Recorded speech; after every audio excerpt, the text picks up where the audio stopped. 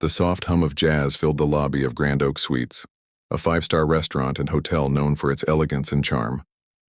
The receptionist, Melissa Turner, prided herself on spotting important guests at a glance.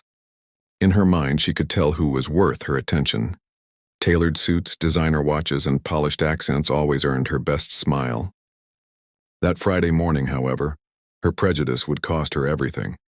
At 9:15 a.m., a tall black man entered the lobby, wearing a simple navy jacket, no tie, and carrying a worn leather briefcase. He had kind eyes, calm posture, and a quiet dignity, but to Melissa, he didn't look like someone who could afford a stay at the Grand Oak. "Good morning," he said politely. "I'd like to book a room for 2 nights, please." Without glancing up, Melissa replied, "We're fully booked." The man frowned slightly. "Oh, that's strange. I checked online before coming and it showed availability." "Well, the system isn't always updated. We're at capacity." She spoke with a practiced fake smile, already turning her attention to her phone. The man hesitated, nodded slowly, and said, "I understand." Then he turned and left quietly. Moments later, another guest, a wealthy-looking businessman, walked in. Melissa straightened instantly, flashing her best professional grin. "Good morning, sir. How can I assist you today?" He booked a suite, the same one she had just claimed was unavailable.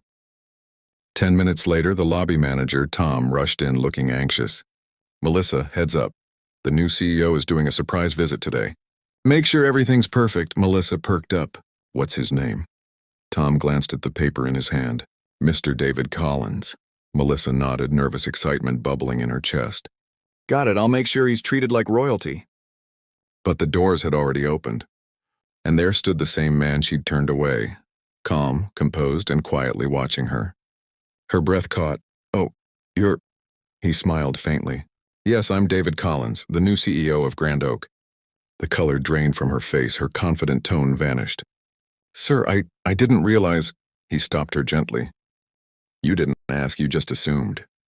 The entire staff froze, even Tom looked speechless. David walked around the counter, his eyes steady but not unkind. This restaurant and hotel serve guests from all walks of life, travelers, families, dreamers. Respect is not optional here. It's the foundation of hospitality. Melissa swallowed hard, tears welling in her eyes. "Sir, please, I'm not angry," he said quietly. "But your attitude reflects everything we must change here." He turned to Tom. "Effective immediately, Melissa's position is terminated. I want her replaced by someone who understands the meaning of respect." The silence was heavy. Melissa began to cry softly as security escorted her out. Prejudice has no place in a business built on service. Later that day, he gathered all the employees for a meeting. "Let this be a reminder," he said. "We cannot serve others if we cannot see their worth. Every person who walks through our doors deserves dignity, no matter their color, clothes, or title." The staff nodded solemnly. The message spread quickly through the company, and soon the story made its way beyond the walls of Grand Oak, becoming a powerful lesson across the hospitality industry. Weeks later, David received a letter. It was from Melissa.